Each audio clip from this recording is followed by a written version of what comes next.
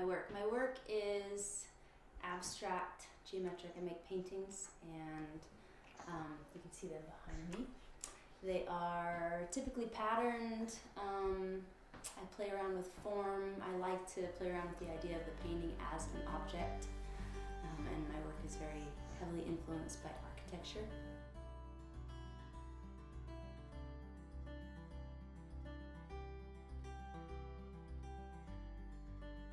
Motherhood has definitely affected my growth as an artist in many ways. It has, so it's affected it for good, and it's slowed it down for sure. I think early on I had to definitely decide what was more important to me. If I didn't have children, I think I would have a much different career than I do today. I think I'd have my work probably in more galleries, I'd have more exhibitions, I'd make a lot more work, I'd probably make a lot more money with it, all of that. But I decided long ago that that's not nearly as important as having a family and being a mother. So I was a professor for 6 years at BYU, and I think about, I want to say 2 years into that, I had my first child. So for a while I had time to just be a professor and paint, and I didn't feel like I had a lot of free time, but I really did now looking back. And then I had my first kid and had to kind of learn how to make that balance, and it was a lot to juggle. Teaching, trying to make art, being a mother. I wasn't able to make nearly as much work as I wanted to then, but I loved a lot of aspects of that part of my career. Learning about art, researching, teaching. It was really, really, really great. Did you drop that? So I decided, once I had 2 kids, and when I was still full-time at BYU, that balance got harder and harder to find. It was just really, really hard to figure out how to do it all. And the artwork was the thing that got cut out more and more.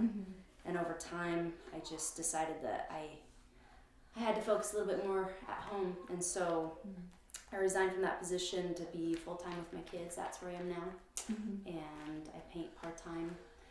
When I'm not, so in the newborn phase, I don't paint as much, but when I'm not in the newborn phase, I usually paint about 15 hours a week on average.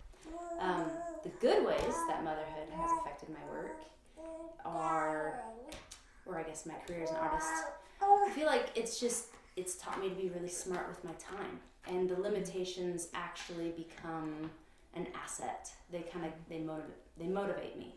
So when I have limited time or limited space, they cause me to be creative and solve those problems and figure out ways to get in the studio. And I'm constantly amazed at what I can get done with the limitations that I have. Those limitations have affected the way I make work. So I've found processes that are faster. And I work often with tape. So I do a lot of my early layers of work with tape, masking with tape. So I use an X-Acto knife and do a lot of detail with this. And that eliminates all the time spent on getting paints out, cleaning paints up. I can just come in my studio for literally like 4 minutes and actually make progress. There are certain people who are born with just a need to move through space, and I need to just create things. And even just look at things that are aesthetically pleasing. I need that in my life. There's something about it that just gives me excitement. What advice would I give to college kids who want to have a family and have it all, to have a creative career? I'd say go for it. There has never been a time in the history of the world when it was more possible than today. There are so many ways to make it happen, to have a career in creative fields, and even do it from home. I mean, I have so many former students who are doing kind of what I'm doing right now. They're juggling motherhood, and they're painting or doing photography or whatever, and actually doing really well. I mean, there are a lot of ways to actually have a pretty good income with it. And so I would just say, don't think it's not impossible, and just keep it in your life. Even if it's like 5 minutes a day, if you're doing that versus like waiting for months to find that chunk of 10 hours that you need to work, those 5 minutes will make a huge difference. I mean, they'll really be significant.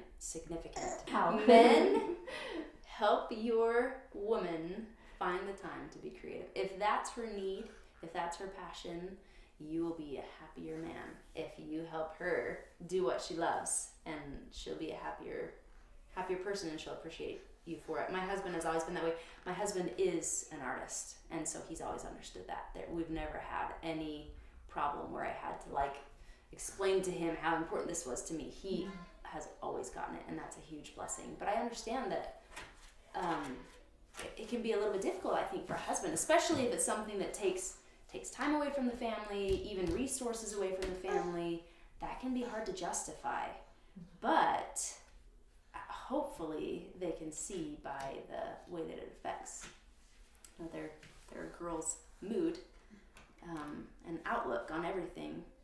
Hopefully they can see the benefit. And it's funny how you can have a stressful day.